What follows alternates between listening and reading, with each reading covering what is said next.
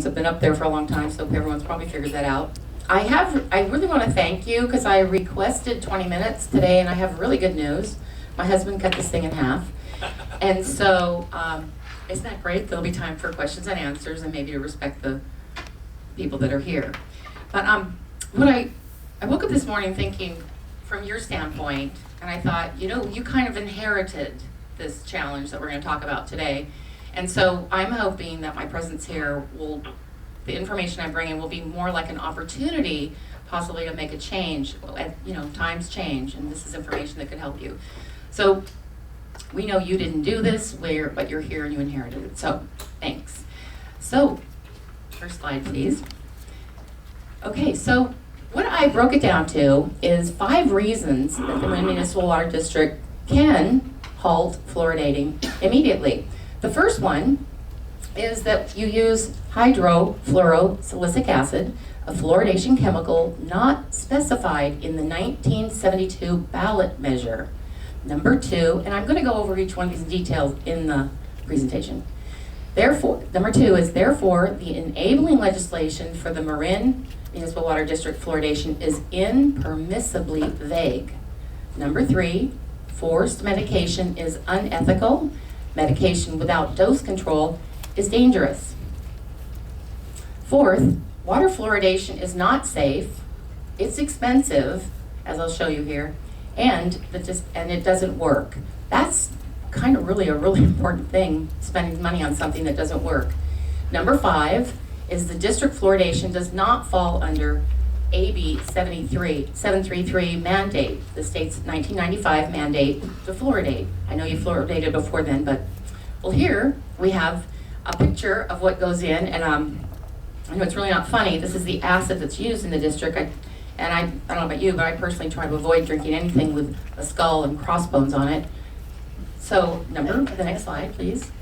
Okay, so when I prepared a packet for all of you, so I would not have to be here for 20 minutes, in the packet I have the study on this.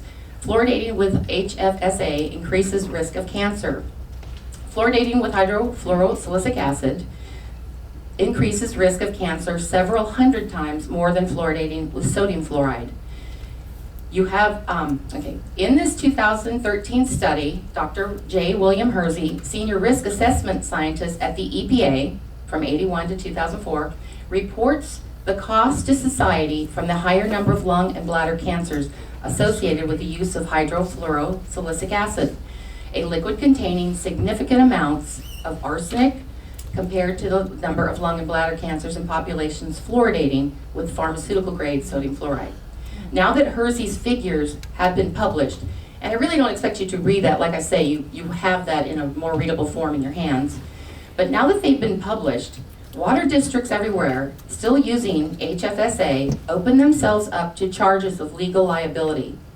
Fluoridation should stop immediately for that reason alone. Okay, next slide. Oh, and this is just this is your mall. And because when I'm in the district, I'm compelled, even though I live in Nevada, I'm compelled to use the district's water. So I am myself a consumer, therefore also concerned about drinking fluoride when I'm here shopping in your mall. Next slide. Okay, so number 2, this is the probably hardest thing for me to have understood too, is the enabling legislation is impermissibly vague. However, the first goal here is to ground you all in straightforward legal principles, namely that the authorizing legislation is for the poison that's being used is impermissibly vague on its face. Next slide. Now you'll recognize this language if you've seen it because it is contained. It says the general manager, this is in your code book, 2.40, it's inside the code book that was put in there after the vote in 1972. And it says, the general manager is hereby authorized and directed forthwith and continuously hereafter to take the necessary steps and means to add sufficient amounts of an approved fluoride compound to all water served to consumers in the Marin Municipal Water District. And the next slide. See, I pulled out the approved fluoride compound because here's the confusion. We need to let's talk about what is an approved fluoride compound. Next slide. That's your 72 and 78 vote. Okay, so according to a lawyer of many years, the impermissible vagueness of the above language would be obvious to any second-year law student. In particular, there are no standards provided whatsoever in the thereby flawed enabling legislation as to what constitutes an approved fluoride compound. It's not specific, it's not open-ended, it is open-ended, and this is not a flaw that can be fixed after the fact, because it is rooted in the enabling legislation and would take a similar legislative enablement to modify. So, in particular, as I go through here, there are no, really, it's hard for this to sink in, but there are actually no standards provided whatsoever in this language. No body engaged in this provision of scientific standards is referenced. No body of academic basis has specified what this is, what compound this should be used. No compound is identified as being approved by any reputable medical association, and no compound is specifically identified as being approved by any governmental agency having knowledge of human health. Now let me be specific, don't change it yet. For example, the FDA does not regulate water quality. And the AMA, I have a letter here from the AMA, here's what they specifically say. The American Medical Association is not prepared to state that no harm will be done to any person by water fluoridation. The American Medical Association has not carried out any research work either, long-term or short-term, regarding the possibility of any side effects. That's just two. I don't have all day to name all the agencies, but in your packet there's endorsements of about 90 endorsements that from the beginning of fluoridation in this country, they all endorsed fluoride because they thought it worked on the teeth, but none of those endorsements, none of those 90 endorsements that Howard Pollack told you about when he was here 2 months ago, endorse hydrofluorosilicic acid, nor will any of those endorsers say that it works on the teeth. Okay, next slide. The approved fluoride compound language is double vague because it is vague as to what might be the approved fluoride compound, and it is vague as to who specifically has authority to approve the compound. And after, the FDA, there are no safety studies on humans, and after 5 decades, the U.S. Environmental Protection Agency could find nothing to defend the use of hydrofluorosilicic acid.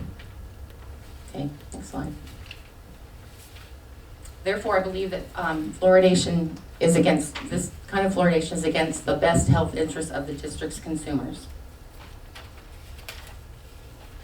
Okay, item number 3. Oh, and that sole ground that the enabling legislation, the enabling ordinance is impermissibly vague, we respectfully request that the district cease placing any fluoride compound into its water. Next. Okay, item number 3. Forced medication is unethical. The decision that a person may make to take medication is one of the most intimate and private decisions any of us ever makes. Each one of us has the right to medicate or not. This district should not force medication upon those of us who don't want it. Next slide. Item number 4, it is not safe and damage is expensive. For example, the National Research Council confirms that fluoride damages health with no adequate margin of safety to protect everyone drinking fluoridated water. Okay. Next slide. No U.S. health agency is monitoring fluoride exposure or even tracking any of its side effects except for dental fluorosis. Okay, and this is where my interest came in as a nutritionist. As a nutritionist, I have a clear understanding of biology, and fluoride is not a nutrient that the body needs. Instead, it is disruptive. Ingested fluoride acts as an enzyme inhibitor. It actually can inhibit your body's ability from burning fat and carbohydrates. It can actually help make you fat. Therefore, it's also a hormone disruptor if it's an endocrine disruptor, and that it's easy to figure out why it affects thyroid and all the other things that it affects. Next slide. You've seen some of these pictures before, fluorosis, but the main thing I want you to know is the modeling of the teeth from drinking fluoride. This is not just a cosmetic effect. The mouth is a window to the health of the human being. When you have this kind of modeling, that does mean that the fluoride is been acting the same way in the rest of the body. Next slide.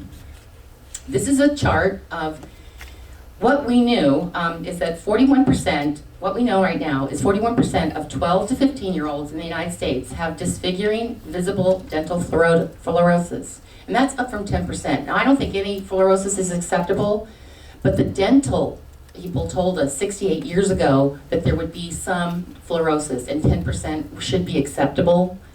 It is 4 times that now. Even the Dental Association, the ADA and the CDA admit that this is too high. We're getting it from so many other things, our food, and it's estimated that the cosmetic repair and veneer replacement over a lifetime for teeth with mild dental fluorosis will cost $100,000. Next one, next slide. Like the blue line, you remember, I don't know how many of you in here in this room can remember this, but do you remember when the blue line on the gums was an indicator of lead poisoning? You know, we don't put lead in the paints and stuff like that anymore, but much like that, dental fluorosis is a marker for systemic fluoride damage, including skeletal fluorosis. Next slide. I don't really expect you to see everything in this slide, but it is in your chart, in your stuff that I've given you. But stiffness from pain from skeletal fluorosis is often misdiagnosed as arthritis. And unfortunately, this shows that over time, crippling skeletal fluorosis, which is not uncommon in the United States, it shows how worse it gets the longer you drink the water that's fluoridated. Okay, next slide. So from dental fluorosis to cancer, water fluoridation damage is expensive and fluoridation doesn't work. Next slide. Okay, so, see, this shows that I'm human. Look at this. It's got a boo-boo in it.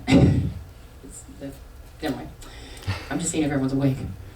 Okay, a 2009 report from the ongoing Iowa fluoride study found no relation between tooth decay and the amount of fluoride ingested. In other words, this ongoing study is showing no relation to the downturn of tooth decay by having fluoridation. Next slide, please. And then here's a global look of fluoride does not work. Here is almost 60 years across the world. I should have used my little here. These are all unfluoridated countries. Most of the world does not fluoridate. They've turned it down or did the science and they've turned down fluoridation. The United States is actually one of the last holdouts. And here it shows that tooth decay over time has gone down because of good nutrition, access to quality health care, and things that we've learned over time to do other than fluoridate. So the rates have come down the same in fluoridated and unfluoridated, further showing fluoridation doesn't work. Next. So this is really important. If you brush your teeth with fluoride, maybe, that's your choice, and you spit it out, that's the only way it should be used, and that would be someone's choice. Because drinking fluoride is to prevent tooth decay is like drinking suntan lotion to prevent sunburn. Next slide. Yeah. Fair enough. So it's expensive, fluoridation's risky, and it doesn't work. Next slide. And lastly, and I'm getting close to the end, this is really important. According to discussions with a prior general manager, the cost to fluoridate is paid from the general fund, regardless of revenue streams feeding into the general fund. Therefore, the ratepayer taxpayer monies, which is contrary to the written language of AB 733. AB 733 says no ratepayer taxpayer money should be used for fluoridation, and it is being used. That's a reason you can stop doing it right now, because the taxpayers are paying for it. And the second reason regarding AB 733 is it too, I read the entire bill, nowhere does that bill say you should fluoridate with hydrofluorosilicic acid, not the state bill either. So next slide. So you have the right and the responsibility to stop fluoridation immediately. So, in conclusion, I myself and Harry Lehman as individual consumers, Al Bernstein and Jacob Barnett as consumers and ratepayers, and also the people that put together the 2,000 signatures on the petition that you've received already. I had nothing to do with that petition, but I'm the head of Clean Water Marin Sonoma. We all respectfully request that the board stop placing any fluoride compound into the water which it provides to the district. And the children will thank you.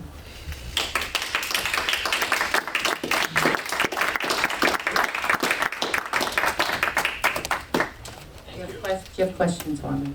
Any questions? Public comment?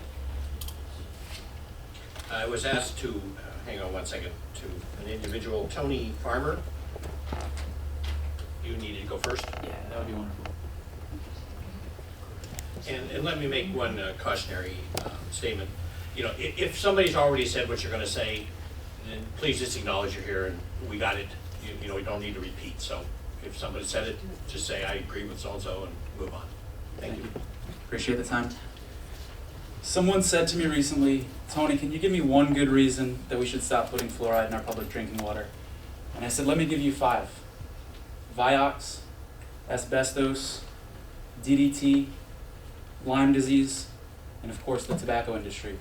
What all these history examples have in common is that millions of Americans were dying or being caused to be ill, all while the medical establishment fairly arrogantly said, your studies aren't good enough.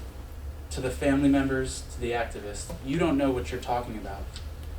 As a former journalist, I know firsthand how statistics can be used to mislead the public. In the case of cigarettes, for example, doctors and dentists were actually used in the advertisements to sell the products. And they used science to do that, or what they called science. I'll quote an advertisement. 20,679 physicians say Luckies are less irritating. And they also claim that Lucky Strike cigarettes were your throat's protection against cough. So not only were they saying, hey, these things aren't bad for you, that cigarettes were actually sold using science and doctors and dentists as a health product. With Lyme disease, Polly Murray in my home state of Connecticut pestered the CDC for nearly 20 years before they would listen. She was called a hypochondriac. She was told she had mental health disorders. All the while, she's taking notes of her neighbors getting sick around her. Eventually, the CDC admitted she was right and they were wrong. Now, I know that members of this board in some ways are caught between a rock and a hard place because I know the American Dental Association and the CDC is advocating the use of fluoride and saying it's not harmful, it's a good thing. In my opinion, it would take a truly heroic act to stand up against that. But what I'm here to tell you today, I just ask you one question. If Merck and the FDA science was wrong on Vioxx, if the Department of the Interior science was wrong on asbestos, if the War Department science was wrong on DDT, if the CDC science was wrong on Lyme disease, is there a chance that the medical establishment science is maybe wrong again and we're going to find out in the future? Is there a chance that history is repeating itself? Thank you very much.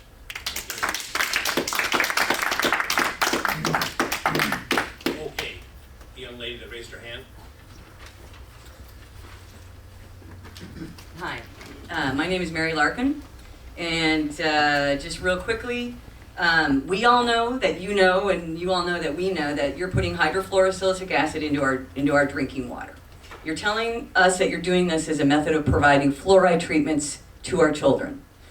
You're telling us that you must do this because of a 1972 vote, a 1978 referendum, and a 1995 mandate. Now, to me, what is so disconcerting about this whole thing is that we are battling you to stop putting an unapproved industrial-grade fluoride compound into our drinking water. You are not bound by the 72 vote or the 78 referendum. In fact, you're in violation of it. Because the fluoride compound that you're using, you tell us it's approved by the NSF. This stands for the National Sanitation Foundation. It's a third-party organization located in Ann Arbor, Michigan, okay? And they do not have the authority to approve a chemical substance to be used in our drinking water to provide a medical effect on our bodies. So it is not an approved substance. And in fact, you are in violation of the 72 vote and the 78 ordinance. You are also not bound by the mandate, and you have been given many paths to be exempt from the mandate. Now, you're an engineer and you're an environmental expert. I know that Cynthia Kohler is an environmental lawyer. I know you have a lot of experience with environment. I know you guys know exactly what's going on here and what you're putting in our water, and I want to know, why are you not taking all these options that you have to stop water fluoridation today? For the mandate, you tell us that the money that it's coming from is coming from real estate owned by the MMWD. Well, the MMWD is owned by the Marin County citizens. We're the ratepayers. So the money that is coming from real estate owned by the MMWD is our money, okay? At the top of the hierarchy ladder are the ratepayers.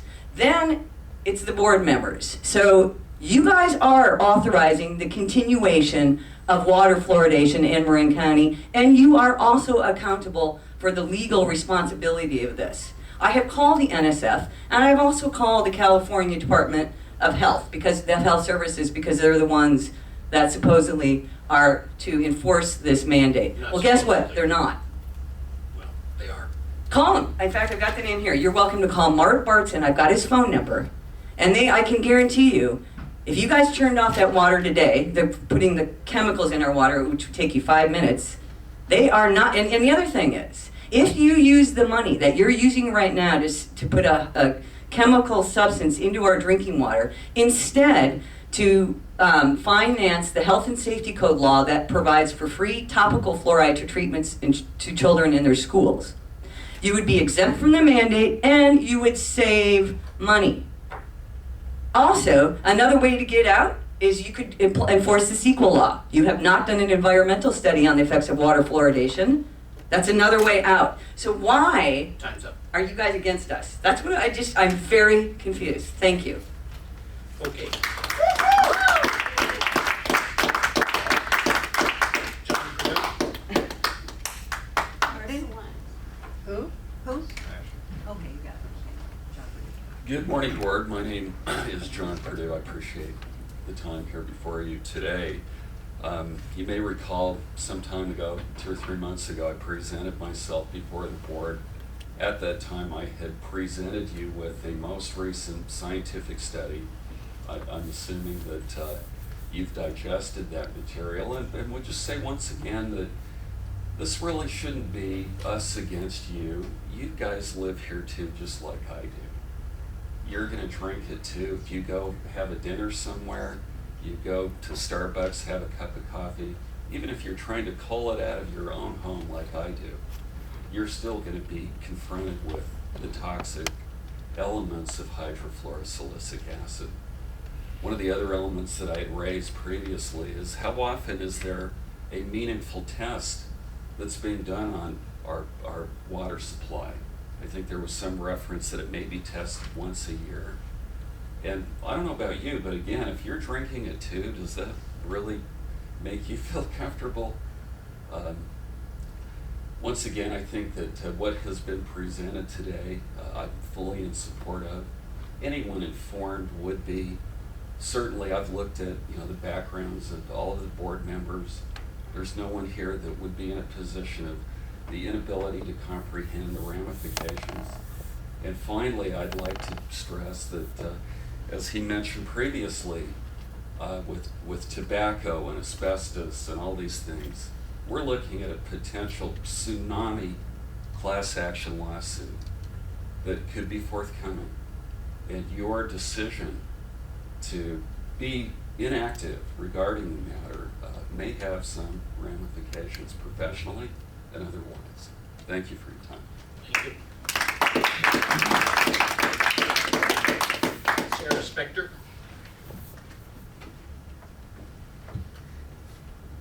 Good morning. I have about 5 points to make. One is that you could stop putting hydrofluorosilicic acid into our water today. 2 is that you are not bound by the 1972 and 1978 votes. and that you are not bound by the mandate. That assertion is completely untrue. 3, you're also putting chloramines instead of chlorine into our water. And 4 is that you are not representing Marin County citizens or our environment as long as you have such a cozy relationship with chemical companies. Hydrofluorosilicic acid in our water, chloramines instead of chlorine, and now you want to put glyphosates in our environment. Lastly, water fluoridation is in complete contradiction with the precautionary principle adopted by many agencies throughout the Bay Area. If a chemical substance is not guaranteed to be 100% safe and can do harm, an alternative substance should be used. Thank you. Thank you.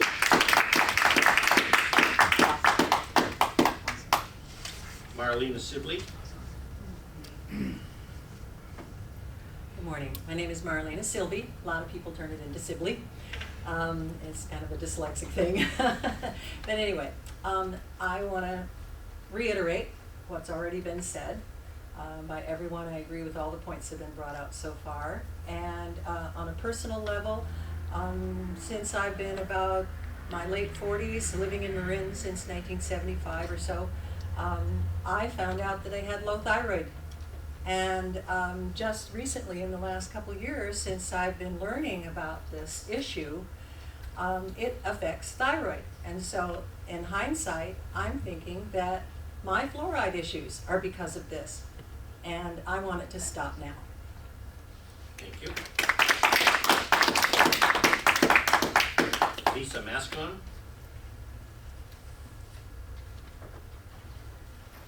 Hi, I've been a resident and homeowner since 1973 in Marin, and I started just because of the taste of the water. After comparing it, when I first came here, I used to go to Forest Knolls and fill up my bottles, because if you're a person who really likes to drink water and you consider it your number one beverage, the water was not fluoridated there for a long time.